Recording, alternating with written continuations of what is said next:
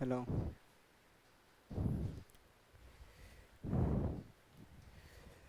हाँ स्टूडेंट्स, हम लोगों ने जैसा कि वास्तविक संख्या के बारे में आप लोगों को चैप्टर में एक्सरसाइज 1.1 1.2 के बारे में जो उसका क्वेश्चंस आप लोगों को बताया। अब जो है इसका जो है क्या है कि जो एग्ज़ाम में जो है ऑब्जेक्टिव टाइप के प्रश्न जो पूछे जाते हैं, तो उसी तरह जो है हम 60 सवाल जो है लेकर के आए हैं, 60 ऑब्जेक्टिव टाइप प्रश्न लेकर के आए हैं वास्तविक संख्या से। तो इस पे हम जो आज आप लोगों को डिस्कस करके बताएंगे और कैसे सॉल्व किया जाता है और कम टाइम में। जो ज़्यादातर देखो स्टूडेंट्स क्या होता है कि मैट्रिक में जो है 100 ऑब्जेक्टिव टाइप क्वेश्चंस में 50 गो बनाना होता है, 50 ऑब्जेक्टिव टाइप प्रश्न। तो 50 जो है इसमें से अगर वास्तविक संख्या से बताए तो इससे 10 नंबर का एग्जाम में 10 मार्क्स पूछा जाता है वास्तविक संख्या से, रियल नंबर से 10 मार्क्स पूछे जाते हैं। और 10 मार्क्स पूछे जाते हैं तो उसके लिए जो है आप लोगों को हम जो है 60 ऑब्जेक्टिव टाइप प्रश्न लेकर के आए हैं, जिसको हम आपको सॉल्व करना बताएंगे। जो कि जैसा जैसा हम आप लोगों को बताए हैं यूक्लिड विभाजन प्रमेयिका के बारे में, यूक्लिड विभाजन एल्गोरिथम के बारे में, अंकगणितीय आधारभूत प्रमेय के बारे में, उसी टाइप्स के आधार पर जो है इसमें जो है क्वेश्चंस पूछे जाएंगे और उसी के आधार पे जो है हम आप लोगों को आज क्वेश्चन सॉल्व करके बताएंगे। तो चलिए अब देखते हैं यहाँ पे क्वेश्चंस क्या है। हम फर्स्ट से स्टार्टिंग करेंगे और उसके बाद जो है आप लोग भी उसका आंसर जो है दीजिएगा। तो हम चलिए देखते हैं फर्स्ट से। देखिए फर्स्ट क्वेश्चन क्या कहता है। कह रहा है 278 को किस संख्या से विभाजित करें कि भागफल 12 और शेष 2 प्राप्त हो। कह रहा है किस संख्या से भागा लगाया जाए कि भागफल 12 और शेषफल 2 प्राप्त हो। तो इसके लिए एक फार्मूला बताए थे कि भाज्य बराबर भाजक गुने भागफल जोड़ शेषफल। तो यहाँ पे भाज्य देखो किस संख्या से, तो जिसमें भागा लगाया जाता है तो उसको मान, जिसे कहने का मतलब भाज्य बराबर भाजक गुने भागफल जोड़ शेषफल होता है। तो भाज्य जिसमें भागा लगाया जाता है किसी संख्या से उसको भाजक बोलते हैं, और जो जिसमें लगाया जाता है वो भाज्य होता है, और भागफल के रूप में जो आता है जिस भाग लग करके और जो रिमाइंडर शेष बचता है वही होता है। तो यहाँ पे भाज्य कितना है यहाँ पे चुनेंगे। तो यहाँ पे कह रहा है 278 में किस संख्या से भागा लगाया जाए। तो किस संख्या, तो मतलब जो भाजक है, तो यहाँ पे जो है 278 को रख लेंगे। किस संख्या से भागा लगाया जाए, तो मान लिया जाए एक संख्या से भागा लगाया जाए, और मल्टीप्लाइड भागफल कितना दिया हुआ है 12 दिया हुआ है, और शेषफल कितना है तो 2 है, यहाँ पे कर लिए। अब इसको सॉल्व कर दीजिए, जो आ जाएगा उसका आपका आंसर हो जाएगा। तो 2 प्लस में इधर आएगा तो माइनस में हो जाएगा, क्या हो जाएगा 276, यहाँ पे हो जाएगा x मल्टीप्लाई 12। अब 12 गुना में इधर जाएगा तो भाग में हो जाएगा इस तरह से। तो यहाँ पे हो जाएगा 12 दूनी 24, 3 इधर 12 तिया 36, मतलब x का वैल्यू जो है 23 आया। अर्थात इसका कहने का मतलब इसका आंसर क्या होगा 23 होगा। मतलब इसमें आप 23 से भाग लगाइएगा तो भागफल 12 और शेषफल 2 बचेगा। तो इसी तरह से नेक्स्ट क्वेश्चन देखते हैं यहाँ पे क्या है। मतलब कह रहा है नेक्स्ट क्वेश्चन देखते हैं। नेक्स्ट क्वेश्चन जो है यहाँ पे कह रहा है कि जब 43 से 1365 में भाग देने पर शेषफल 32 हो तो भागफल क्या होगा। जस्ट वही फार्मूला वाला जो यूक्लिड विभाजन एल्गोरिथम में बताए थे आप लोगों को कि a बराबर बी क्यू प्लस आर, मतलब भाज्य बराबर भाजक गुने भागफल जोड़ शेषफल वाला बताए थे। इसी के आधार पे जो है आप लोगों को इसको बनाइएगा। तो इसको जो बोलते थे हम, जो इसको बोलते थे यूक्लिड विभाजन एल्गोरिथम, इसको बोलते थे यूक्लिड विभाजन एल्गोरिथम। और तब यहाँ से जो है 43 से कह रहा है 1365 में भाग देने पर शेषफल क्या आएगा। तो यहाँ पे क्या क्या रखेंगे, 43 से भागा देने के लिए बोल रहा है, मतलब भाजक पता है, मतलब ए वाला जो है बी है और ए वाला क्या है ए है। भाग देने पर शेष क्या आ रहा है 32 आ रहा है, मतलब रिमाइंडर भी पता है कि 32 है। तो निकालना क्या है भागफल, मतलब ए वाला जो है भागफल है और यही पूछ रहा है आपको क्या है। तो यहाँ पे जो हम यहाँ पे रख लेंगे और यहाँ पे जो है 100 करके दिखा देंगे 1365 और v का जो वैल्यू है 43 और q प्लस r, r का वैल्यू जो दिया हुआ है 32 इसमें घटा देंगे तो कितना आ जाएगा, जो आएगा 32 और 3 और इस तरह से आ जाएगा 43। आप लोग जो है इसका q का वैल्यू आप निकाल लीजिए, जो आएगा इसका आंसर हो जाएगा। तो कहने का मतलब है यहाँ पे अगर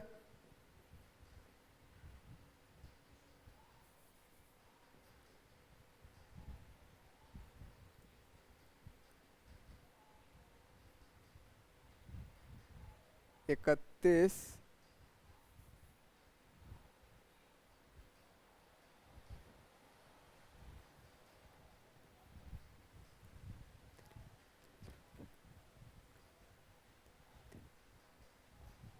1365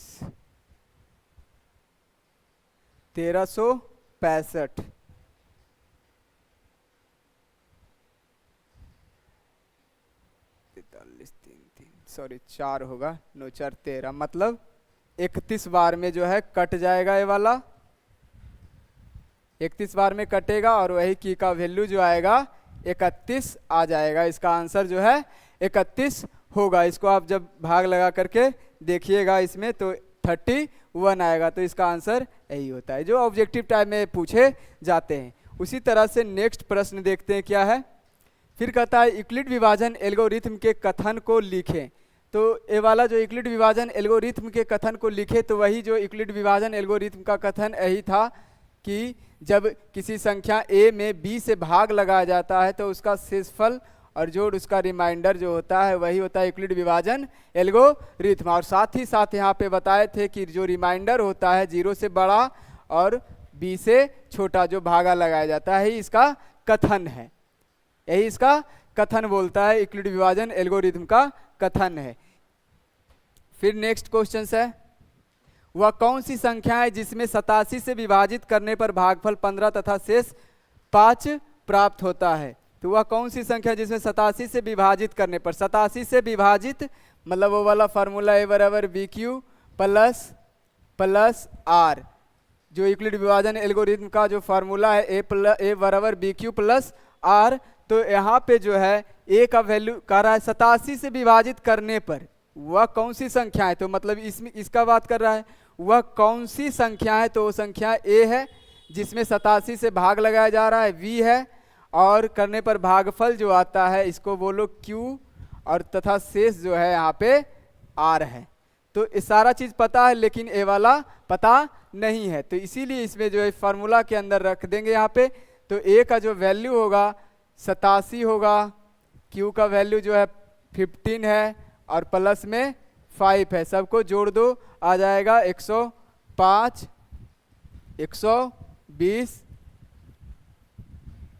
1305 और 5 1310 आ जाएगा, यही इसका आंसर है। 1310 आ जाएगा आंसर। देख रहे हैं कितना बन रहा है इस फार्मूले पे।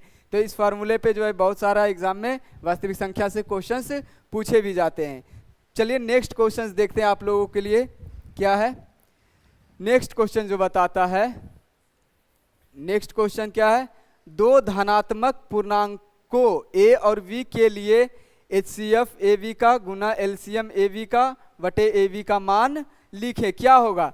तो बताइए एक फार्मूला हम आप लोगों को लिए बताए थे कि a गुना v होता है दो संख्याओं का गुणनफल बराबर HCF गुने LCM होता है। फार्मूला आप लोगों को बताए थे। तो ये फार्मूला आप लोगों को जब बताए थे तो ये फार्मूला जो क्या होता है कि आप यहाँ से सारा इस फॉर्मेट में ले आइए। तो यहाँ पे कुछ नहीं तो गुना में 1 है, तो गुना में दोनों जब गुना में है तो उधर जाएगा तो भाग में हो जाएगा और HCF गुना LCM अब भागे यहाँ पे a गुना v, बचा कितना। तो यही पूछ रहा है ना कि दो धनात्मक पूर्णांक a और v के लिए इतना इतना बराबर क्या होगा, तो इतना बराबर जो होगा 1 होगा, अर्थात 1 होगा इसका आंसर। एग्जाम में ऐसा क्वेश्चंस पूछा जाता है। फिर नेक्स्ट क्वेश्चंस आप देखते हैं। नेक्स्ट क्वेश्चंस क्या है, नेक्स्ट क्वेश्चन बोल रहा है बताइए कि 15/24 का दशमलव रूप शांत है या नहीं। तो चलिए शांत के लिए जानते हैं कि शांत कब होता है। तो किसी भी परमेय संख्या का यदि हर का गुणनखंड में 2 या 5 या 2 2 या 5 5 आ जाए गुणनखंड में, इतना आ जाए, इसके हर किसी भी परमेय संख्या है इसके हर में जो है, इसके हर में यदि इतना इतना आ जाए, मतलब 2 5 2 2 और 5 5 आ जाए, तो उसका जो है दशमलव प्रसार क्या होगा, शांत के अंतर्गत रखा जाता है। उसको किसके अंतर्गत रखा जाता है, शांत के अंतर्गत। शांत मीन्स होता है कि जब किसी भी संख्या में अगर किसी संख्या से भागा लगाया जाए तो उसका जो है दशमलव के बाद कुछ स्थान के बाद जो है संख्या रुक जाता है, तो उसी को हम शांत कहते हैं। जैसे कहने का मतलब एक एग्जाम्पल देके समझाते हैं। अगर रहे 18 बटा रहे 15, तो इसको डिवाइडेड कीजिए तो क्या हो जाएगा, 5 तिया के 15, 3 5 6 30, पॉइंट के बाद जो है 6 आया, उसके बाद रुक गया, तो किसके अंतर्गत आया, शांत। अब देखिए 5 का गुणनखंड कीजिएगा तो क्या आया, 5 आया। तो जब भी 5 रहे या 2 2 रहे या 2 5 रहे तो वो शांत के अंतर्गत आता है। अगर यही 10 रहता यहाँ पे तो क्या होता, तो 10 रहता तो 1.8 आता, 1.8 आता, और 1.8 आता यहाँ पे 1.8 आता। तो 10 को अगर अभाज्य गुणनखंड तोड़े तो 2 और 5 आए, तो क्या बोले थे कि 2 5 रहे या 2 2 रहे या 5 5 रहे, तो जो है शांत के अंतर्गत रखा जाता है। शांत का मतलब होता है दशमलव के बाद संख्या रुक जाता है, तो उसी को शांत कहते हैं। तो बोल रहा है कि बताइए कि 15/24 का दशमलव रूप शांत है या नहीं। तो यहाँ पे देखिए 24 का गुणनखंड कीजिएगा तो 2 गुने 2 गुने 2 गुने 3 कितना आया, 2 गुने 2 गुने 3 क्या आ गया, 3 आ गया। जब 3 आ गया तो यह शांत नहीं होगा। क्या बोल रहे हैं कि 2 5 रहे, 2 2 रहे और 5 5 रहे, इसके अलावा यदि कोई आ जाता है तो वो संख्या शांत नहीं रहेगा बल्कि वो अशांत हो जाएगा, अशांत हो जाएगा।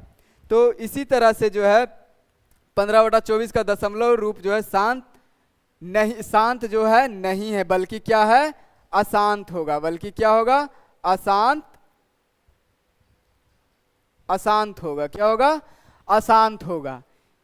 तो इसी तरह से जो है मतलब इसके बारे में आप जान लीजिए। ए वाला जो है याद रख लीजिए, शांत और शांत पहचानने का रूल होता है कि किसी भी परमेय संख्या का अगर हर का गुणनखंड तोड़ दें और उस हर का गुणनखंड तोड़ने के बाद 2 5 2 2 या 5 5 के अलावा और कोई आ जाए तो समझ जाइएगा कि क्या है, वो उसका दशमलव प्रसार अशांत है। क्या है, अशांत है। यदि इतना आ जाए तो समझ जाइएगा कि शांत है।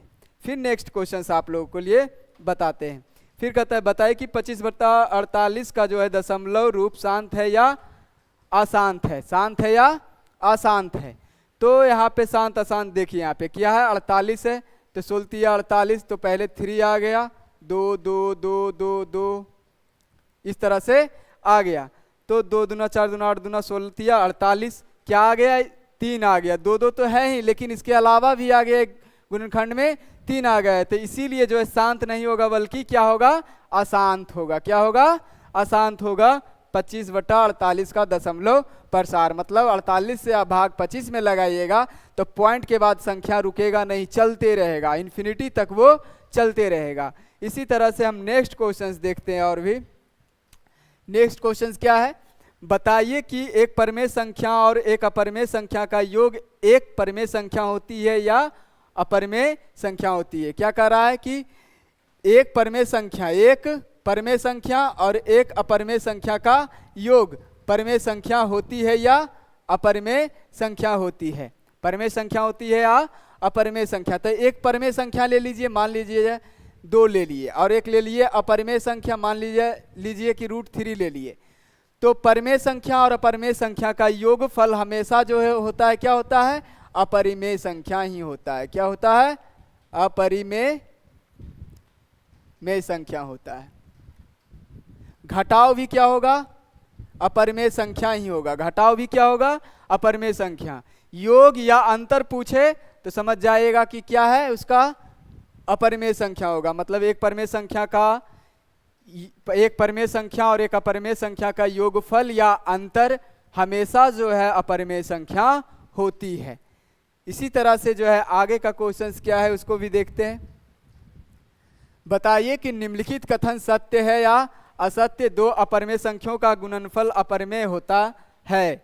मतलब दो अपरिमेय संख्याओं का गुणनफल अपरिमेय होता है, तो बात है असत्य बात है। कहिए कैसे? तो यहाँ पे चलिए देखते हैं कुछ एग्जाम्पल्स लेकर के। दो अपरिमेय संख्या लेते हैं, चलिए एक रूट ले लेते हैं 3, एक ले लेते हैं √3 और एक ले लेते हैं गुना में √5। दोनों का मल्टीप्लाई कीजिए तो क्या हो जाएगा? √15 हो जाएगा। √15 हो जाएगा। तो रूट जब 15 हो जाएगा,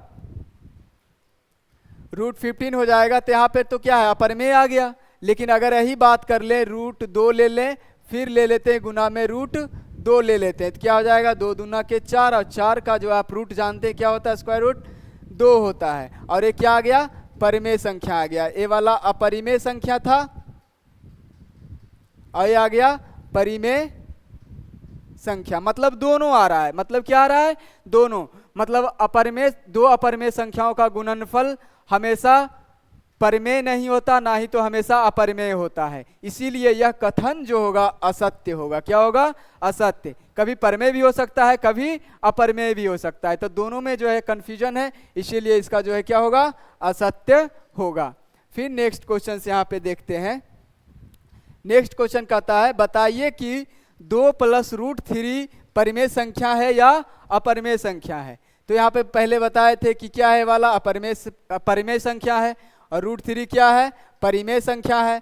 तो 2 और प्लस √3 दोनों अगर एक परिमेय और एक अपरिमेय संख्या है तो दोनों का योगफल क्या होगा? अभी कुछ देर पहले बताए थे।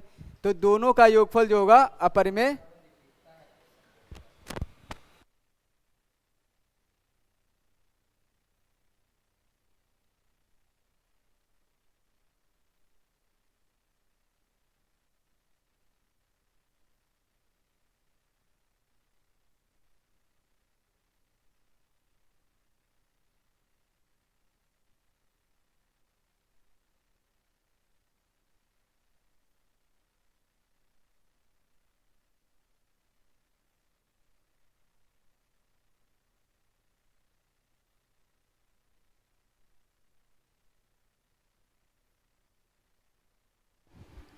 तो यहाँ पे बताइए कि 2 + √3 का जो है परिमेय है या अपरिमेय है। तो यहाँ पे जब अभी तुरंत कुछ देर पहले बताए थे कि परिमेय संख्या और अपरिमेय संख्या का योगफल जो होता है हमेशा अपरिमेय संख्या होता है। तो इसीलिए जो क्या होगा? अपरिमेय संख्या होगा। परिमेय संख्या और जोड़ अपरिमेय संख्या का योगफल अपरिमेय संख्या होता है। चलिए नेक्स्ट क्वेश्चंस देखते हैं। नेक्स्ट क्वेश्चंस देखते हैं।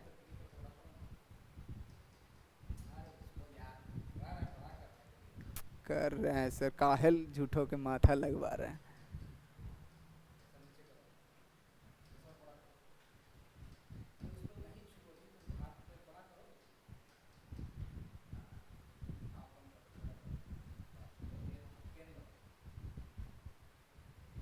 हाँ तो कह रहा है परिमेय संख्या 43 बटा 2 पर पावर 4 और गुना 5 पे पावर 3 का दशमलव विस्तार दशमलव के कितने स्थानों के बाद रुक जाएगा?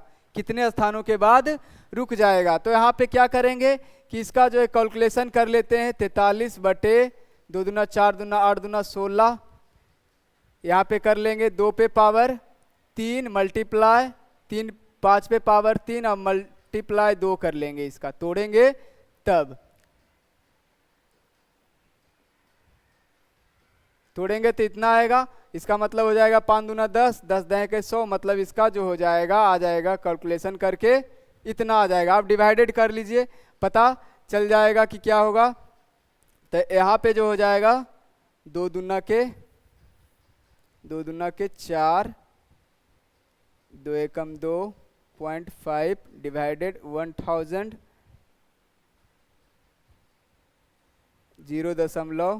0.0215। मतलब 4 अंक तक जो है क्या हो जाएगा? रुक जाएगा। कितने स्थानों तक रुकेगा? तो 4 स्थानों तक जो है 4 स्थानों तक रुक जाएगा। इसका कैलकुलेशन करेंगे तो। चलिए फिर नेक्स्ट क्वेश्चंस देखते हैं। नेक्स्ट क्वेश्चंस देखते हैं। कहता है संख्याओं 12 और 25 के एचसीएफ और एलसीएम का गुणनफल बताइए। संख्या 50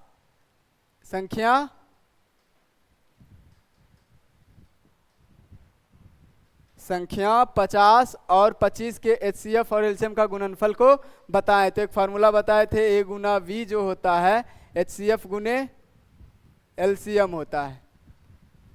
तो ए गुना वी 50 है, 50 गुना 25 बराबर एचसीएफ एलसीएम का गुणनफल जो होगा तो क्या हो जाएगा, 25 पचे 25 से 125 मतलब 1250, 25 पचे 25 से 125 1250 आ गया इसका। तो इसका गुणनफल क्या हो गया, 1250 हो गया। चलिए फिर नेक्स्ट क्वेश्चंस देखते हैं। नेक्स्ट क्वेश्चन कह रहा है परमेय संख्या 4/75 का दशमलव प्रसार शांत है या अशांत है। तो बताए थे परमेय संख्या का हर का अगर गुणनखंड निकाले, अगर उसमें 2-2 या 5-5 या 2-5 के अलावा और कोई संख्या आ जाता है तो समझ जाइएगा कि वो है अशांत, अगर नहीं आता है तो समझिएगा शांत है। तो यहाँ पे 75 का आप निकाल के देखिए, 75 का आप निकाल करके देखिए यहाँ पे।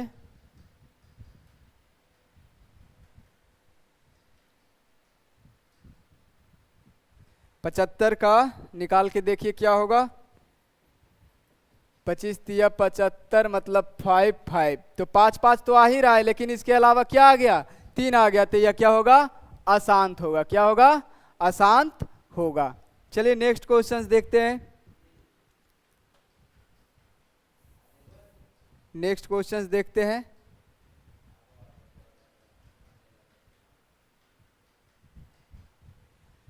क्वेश्चन बोल रहा है यदि भिन्न a बटा b में b बराबर 2 पे पावर n है, इसको क्या बोले, 2 पे पावर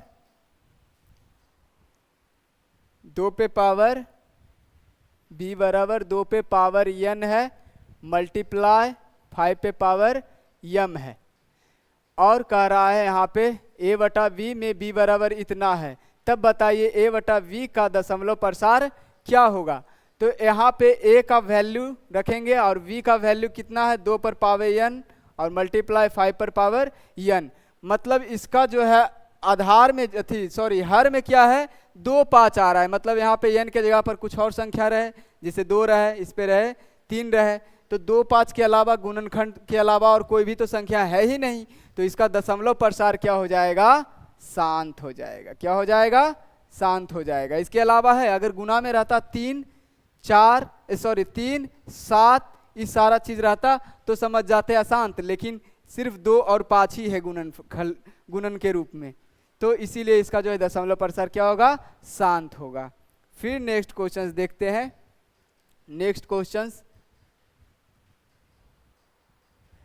क्वेश्चंस जो है कह रहा है परमेय संख्या 73 बटा 2 पे पावर 4 5 पे पावर 3 का दशमलव विस्तार दशमलव के कितने स्थानों के बाद शांत हो जाएगा, कितने स्थानों के बाद शांत हो जाएगा। तो यहाँ पे बस वही वाला था जैसे पीछे वाला एक क्वेश्चन बनाए थे, इसका हो जाएगा 2000, अगर आप तोड़िएगा तो 2000 हो जाएगा, तो 2 3 6 और 2 9 18 1000, आप डिवाइडेड कर दीजिए 0.039, मतलब जो हो जाएगा 3 स्थानों तक क्या हो जाएगा, रुक जाएगा, मतलब 3 स्थानों के बाद यह जो है शांत हो जाएगा। फिर नेक्स्ट क्वेश्चंस देखते हैं। नेक्स्ट क्वेश्चंस क्या बोल रहा है, 127 बटा 200 का दशमलव प्रसार क्या होगा, या इसका दशमलव प्रसार ज्ञात करें। तो इसका दशमलव प्रसार ज्ञात करने के लिए क्या करेंगे, इसे इसमें डिवाइडेड कर देंगे, 127 बटा 200 से डिवाइडेड करेंगे तो क्या आ जाएगा, आप लगाइएगा यहाँ पे डिवाइडेड कीजिएगा तो हो जाएगा 2 छक 12 2 तिया 6 पॉइंट और 2 पचे 10 भागा फिर से 100 अगर कीजिएगा तो आ जाएगा 0.635, मतलब इतना हो जाएगा। इसका दशमलव प्रसार क्या होगा, 0.635 हो जाएगा। फिर नेक्स्ट क्वेश्चंस देखते हैं क्या है, कह रहा है 625 के अभाज्य गुणनखंड में 5 का घात क्या होगा। 5 का घात पूछ रहा है। 625 के जो है अभाज्य गुणनखंड निकालिएगा तो 5 का घात क्या होगा। तो 625 का अभाज्य गुणनखंड निकालिए, यहाँ पे तो 5 से लगेगा, कितना हो जाएगा 125, फिर 2 से 5 से लगाएंगे, फिर 5 से लगाएंगे यहाँ पे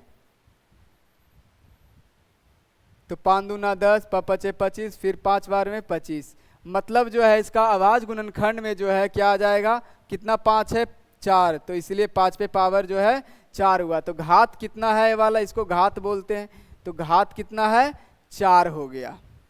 तो 625 के अभाज्य गुणनखंड में 5 का घात क्या होगा 4 हो जाएगा। फिर नेक्स्ट क्वेश्चन देखते हैं क्या है। ऐसे ऐसे जो एग्जाम में क्वेश्चंस आप लोगों को पूछे जाते हैं, तो इस तरह से आप अगर सॉल्व कर लेते हैं तो एग्जाम में जो आपका ऑब्जेक्टिव टाइप क्लियर हो जाएगा वास्तविक संख्या से। और भी हम जो आगे जब मैथ पढ़ाएंगे तो त्रिकोणमिति का, ज्योमेट्री का, सारा का हम उसमें ऑब्जेक्टिव लेकर के आएंगे, और बाकी जो है शॉर्ट टाइप जो है क्वेश्चंस उसको भी बताएंगे, लॉन्ग टाइप भी बताएंगे, ऑब्जेक्टिव टाइप भी बताएंगे। जैसे कि अभी हम वास्तविक संख्या का बता रहे हैं फर्स्ट चैप्टर का, तो फर्स्ट चैप्टर का इतना क्वेश्चंस जो है 60 क्वेश्चन लेकर के आए हैं, तो अभी 18 क्वेश्चन पे चल रहे। चलिए देखते हैं क्या है। 156 का अभाज्य गुणनखंड ज्ञात करें। तो 156 का अभाज्य गुणनखंड करने के लिए तो आप लोगों को बताए थे, एक प्रश्न भी आया था जब उस टाइम में लॉन्ग वाला क्वेश्चन जब बता रहे थे तब, तो लॉन्ग वाला जब क्वेश्चन बता रहे थे तो उस टाइम में आया था। तो कितना से लगेगा, सबसे पहले इकाई अंक 6 है तो उससे सम संख्या है, तो सम संख्या में 2 से भाग लग जाएगा, 2 सती 14, 2 अठी 16, फिर जो है 2 बार में 2 तिया 6, 2 नुमा 18, फिर 3 बार में 13। मतलब इतना का अभाज्य गुणनखंड जो होगा 156 का अभाज्य गुणनखंड क्या हो जाएगा, 2 पे पावर 2 मल्टीप्लाई 3 मल्टीप्लाई 13 हो जाएगा। इतना इसका अभाज्य गुणनखंड हो गया। फिर नेक्स्ट क्वेश्चन देखते हैं क्या है। नेक्स्ट क्वेश्चन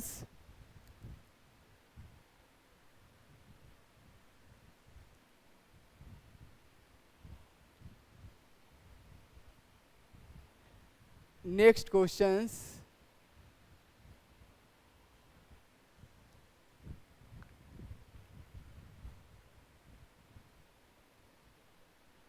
हाँ, तो कह रहा है लिखिए कि 2 रूट 45, 3 रूट 20 और 2 रूट 5 को सरल करने पर परिमेय संख्या अथवा अपरिमेय संख्या मिलती है। मतलब 2 रूट 45, 3 रूट 20 और बटे 2 रूट 5 को अगर हल कीजिएगा तो कौन संख्या मिलेगी, परिमेय संख्या मिलेगी या अपरिमेय संख्या मिलेगी। तो इसको चलिए हल करना आप लोगों को बताते हैं यहाँ पे कैसे हल करते हैं इसको। तो यहाँ पे जो है हल करने के लिए क्या करेंगे, अलग अलग पहले कीजिए, इसको जो है अलग अलग भाग में बांट दीजिए। रूट 45 बटे कर देंगे 2 रूट 5 और प्लस 3 रूट 20 बटे 2 रूट 5 कर देंगे इस तरह से। अब यहाँ से जो है क्या कर देंगे कि जो जो लग रहा है 2 2 पहले काट दीजिए, 5 नमा 45 रूट 9 हो जाएगा, और यहाँ पे 5 चौके 20, 3/2 रूट यहाँ पे हो जाएगा 4। अब यहाँ पे 9 का वर्गमूल जो होगा 3 हो जाएगा, 9 का वर्गमूल 3 हो जाएगा। उसी तरह से 3/2, अब 4 का वर्गमूल जो होता है 2 होता है, तो 2 से इसको काट दीजिए, 2 एकम 2। अब यहाँ पे आ गया 3 + 3 कितना हो गया 6। और 6 कैसी संख्या है जिसको हम P/Q के रूप में लिख सकते हैं, इसीलिए यह जो होगा परिमेय संख्या होगा। क्या होगा, परिमेय संख्या होगा। इस तरह से इसको हल करते हैं। फिर नेक्स्ट क्वेश्चंस देखते हैं क्या है। नेक्स्ट क्वेश्चंस क्या है,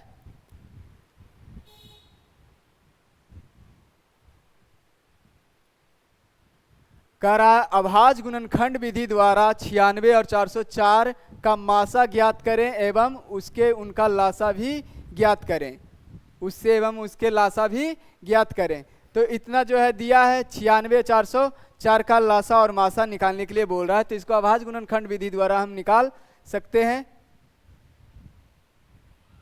तो अभाज्य गुणनखंड विधि द्वारा निकालते हैं। 96 का क्या हो जाएगा, 2 बार में 48, फिर 2 बार में 24, फिर 2 बार में 12, फिर 2 बार में 6, फिर 2 और 3, इस तरह से हो जाएगा। 2 2 2 दूना 4 दूना 8 दूना 16 दूना 32, 32 तिया 96। फिर उसी तरह से 404 का देख लेंगे। तो 404 का देखेंगे तो क्या हो जाएगा, 2 बार में 202, फिर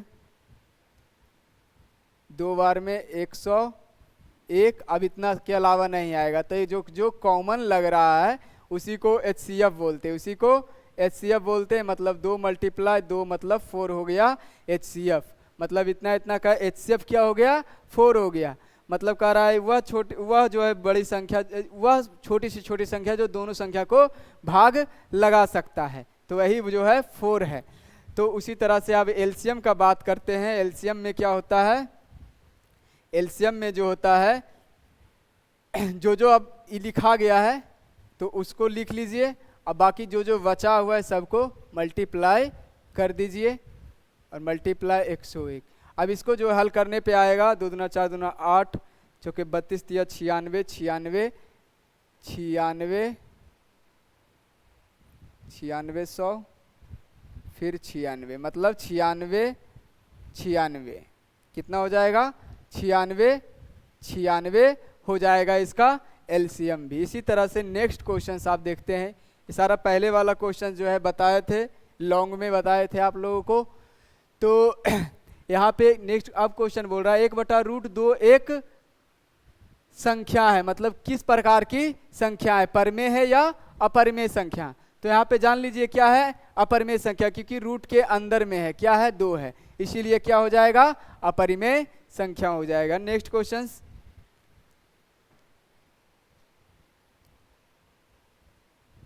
नेक्स्ट क्वेश्चन है पाई एक कैसी संख्या है। तो पाई का जो वैल्यू बताए थे एक होता है, पाई का जो वैल्यू बताए थे, पाई का मान होता है 22/7 होता है और एक 3.142 इस तरह से डॉट डॉट डॉट लिया जाता है।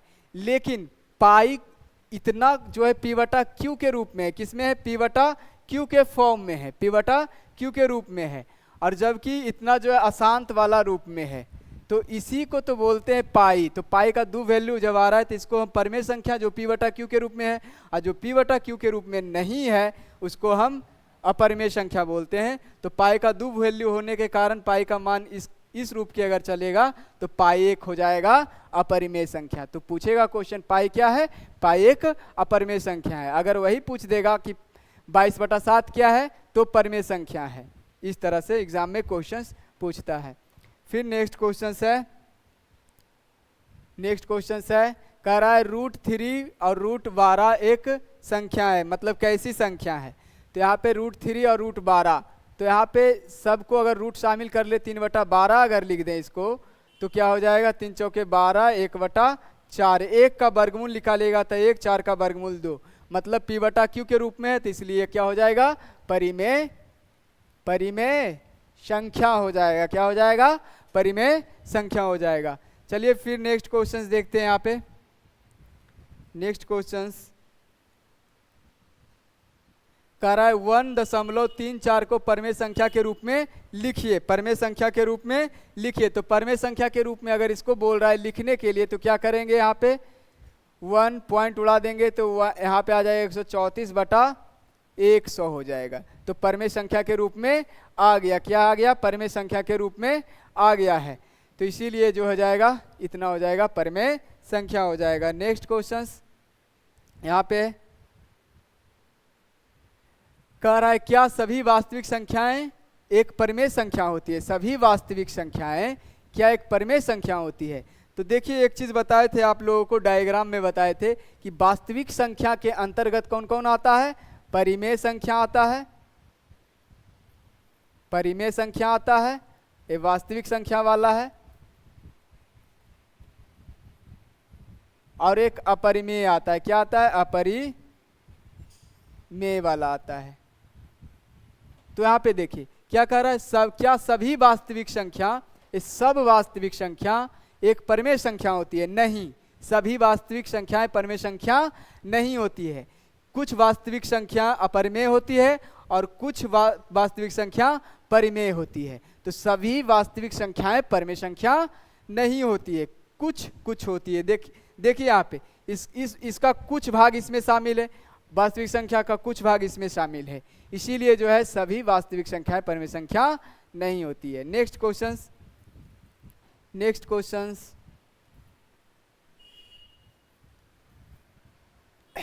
नेक्स्ट क्वेश्चंस बोल रहा है बच्चों कि सही शब्द या अंक से रिक्त स्थानों की पूर्ति करें। तो यहाँ पे कह रहा है सही शब्द या अंक से रिक्त स्थानों की पूर्ति कीजिए। तो यह कैसी संख्या है बताइए? शब्द बोल रहा है, शब्द बोल रहा है या अंक? तो शब्द लिखिए, शब्द से लिखिए या चाहे अंक से लिखिए। तो बात है कि यहाँ पे तो कुछ हल कर नहीं सकते इसको, तो जब हल नहीं कर सकते तो क्या कैसी संख्या है? अपरिमेय संख्या है। कैसी है? अपरिमेय, अपरिमेय संख्याएं 1/√3 है, क्योंकि √3 जो है एक अपरिमेय संख्या है, इसीलिए। नेक्स्ट,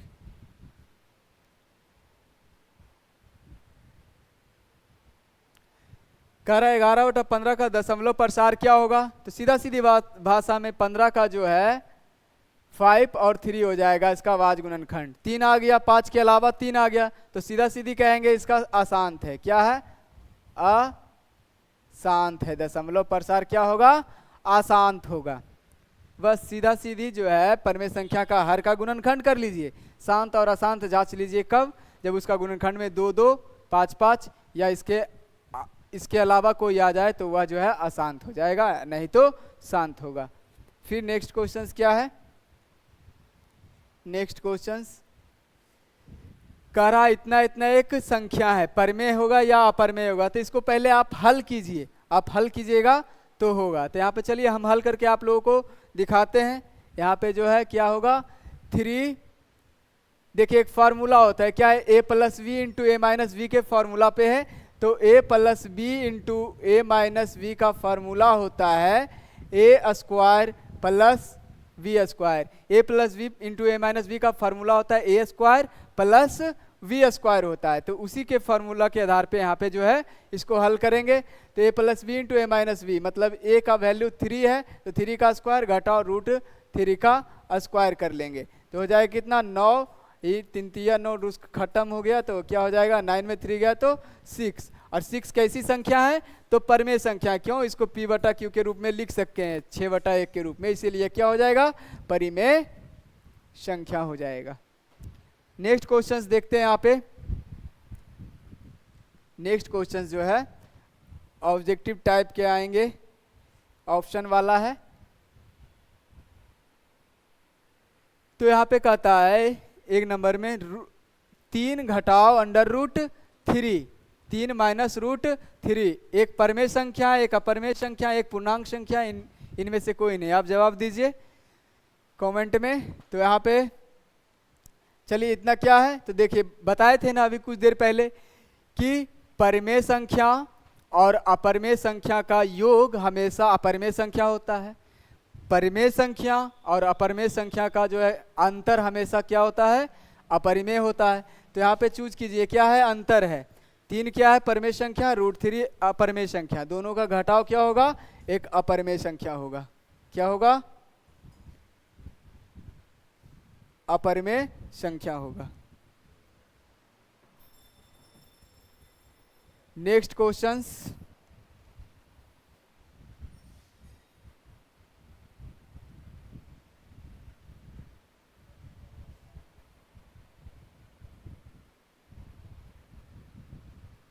कह रहा है निम्नलिखित में कौन परिमेय संख्या है? निम्नलिखित में कौन परिमेय संख्या है? तो यहाँ पे इसको जो है आप हल कीजिए सारे ऑप्शंस को। तो यहाँ पे सारे ऑप्शन को अगर हल करने पे जो मिलता है तो पता चल जाएगा, जो p/q के रूप में आएगा वही हो जाएगा परिमेय संख्या। जैसे कहने का मतलब अगर कोई रूट के अंदर आ गया कोई अभाज्य संख्या तो वो हो जाएगा अपरिमेय संख्या। तो यहाँ पे चलिए सॉल्व करते हैं हर एक ऑप्शन को। तो यहाँ पे पूछ रहा है परिमेय संख्या है, कौन परिमेय संख्या है? तो यहाँ पे 49 का जो है तो वर्गमूल क्या होता है? 7 होता है, और 64 क्या होता है? 8 होता है। तो इसलिए 7/8 क्या हो जाएगा? परिमेय संख्या हो जाएगा। तो फर्स्ट ऑप्शन जो है आपका मिल गया, इसीलिए जो है फर्स्ट ऑप्शन सही होगा। लेकिन अगर 81 इसका बात करें तो हो जाएगा 9 हो जाएगा, लेकिन इसका टूटेगा ही नहीं, इतना का इतना रह जाएगा, इसीलिए जो है अपरिमेय संख्या होगा। इस ऑप्शन का भी वही होगा, इसका भी वही होगा। तो इसीलिए जो है फर्स्ट ऑप्शन जो आपका सही होगा। चलिए नेक्स्ट क्वेश्चंस देखते हैं।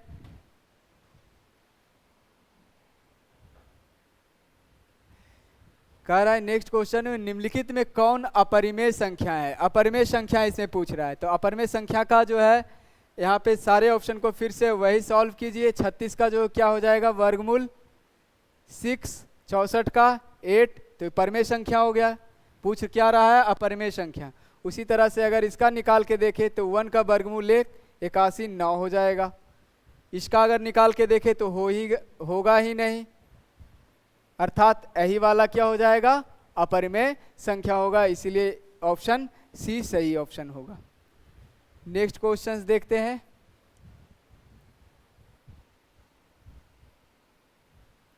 कह रहा है इनमें कौन सी संख्या अपरिमेय है। इनमें से कौन सी संख्या अपरिमेय है, तो इसको आप सॉल्व कीजिए हर एक ऑप्शन को, क्योंकि ऑप्शन को सॉल्व करने से क्वेश्चन बन पाएगा। तो यहाँ पे जो है 9 का जो वर्गमूल क्या होगा 3 हो जाएगा।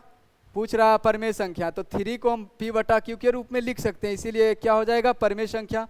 लेकिन अगर 20 को तोड़ो तो 20 का तोड़ने पे क्या आएगा 2√5 आ जाएगा, 2√5 आएगा, क्योंकि यहाँ पे जो है 2√5 आने का कारण यहाँ पे क्या हो जाएगा ए वाला अपरिमेय होगा, क्योंकि परिमेय संख्या और अपरिमेय संख्या का गुणनफल जो होता है हमेशा अपरिमेय होता है। तो इसीलिए ऑप्शन जो होता है वी सही है, क्योंकि 25 का भी निकालेगा तो 5 आएगा और 49 का निकालेगा तो 7 आ जाएगा, तो इसलिए ऑप्शन नंबर 20 सही होगा। नेक्स्ट क्वेश्चंस देखते हैं। यहाँ पे कह रहा है 2√2 कैसी संख्या है, परिमेय संख्या, अपरिमेय संख्या या पूर्ण संख्या है, पूर्णांक संख्या है। तो इनमें से डी नंबर ऑप्शन इनमें से कोई नहीं। तो यहाँ पे कौन सा हो जाएगा, तभी कुछ देर पहले तुरंत बताए थे कि परिमेय संख्या और अपरिमेय संख्या का गुणनफल जो होता है अपरिमेय संख्या होता है। तो यहाँ परिमेय संख्या 2 है, अपरिमेय संख्या √2 है, तो दोनों का गुणनफल जो होता है परिमेय संख्या, इसीलिए जो हो जाएगा ऑप्शन जो हो जाएगा बी हो जाएगा इसका। फिर नेक्स्ट क्वेश्चंस देखते हैं। यहाँ पे कह रहा है निम्नलिखित में π/2 क्या है। तो पाई क्या बताए थे, पाई एक अपरिमेय संख्या है। तो किसी भी अपरिमेय संख्या में किसी भी संख्या से अगर डिवाइडेड करते हैं, कोई भी संख्या से अगर डिवाइडेड करते हैं, पूर्णांक संख्या हो या फिर अभाज्य संख्या हो या भाज्य संख्या, किसी भी से अगर डिवाइडेड करते हैं पाई में, तो वो भी क्या होगा एक अपरिमेय संख्या ही होगा, क्योंकि पाई जो है क्या है अपरिमेय संख्या होता है। इसीलिए जो ऑप्शन इसका क्या है, ऑप्शन जो हो जाएगा वी हो जाएगा इसका सही ऑप्शन। नेक्स्ट क्वेश्चंस देखते हैं। यहाँ पे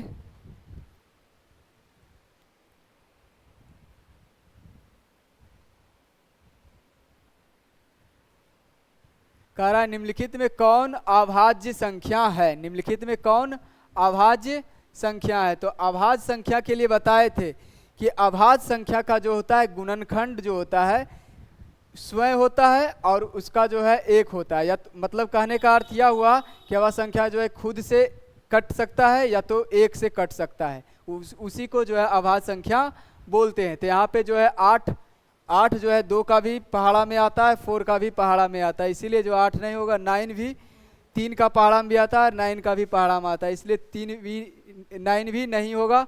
लेकिन 11 का बात करते हैं तो 11 हो जाएगा, अर्थात ऑप्शन नंबर सी जो हो जाएगा सही हो जाएगा, क्योंकि 11 जो है 1 से या तो 11 खुद से कटता है। बच्चों आज के लिए बस इतना ही। नेक्स्ट क्लास में जो कुछ क्वेश्चंस बचे हैं आगे हम आप लोगों को करवाएंगे, और जो है नेक्स्ट क्लास में जो है आप लोगों को साइंस लेकर के आएंगे, फिजिक्स क्लास